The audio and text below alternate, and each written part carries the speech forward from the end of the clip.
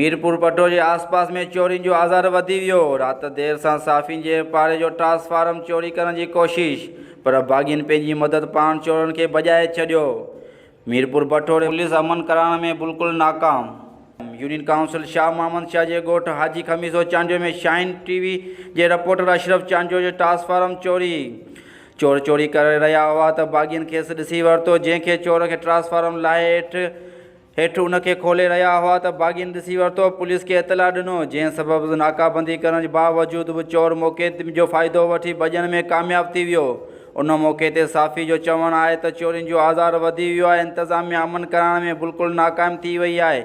मीरपुर बटोरे तेलके में फूरनि चोरियुनि जो आज़ार वधी वियो आहे। साफ़ी अशरफ चांडियो IG सिंध ऐं हैदराबाद वसवारनि खां मुतालबो कयो आहे त सुजावल ज़िले जी तेलके बटोरे में ईमानदार ऑफिसर मुक़ररु कयो वियो।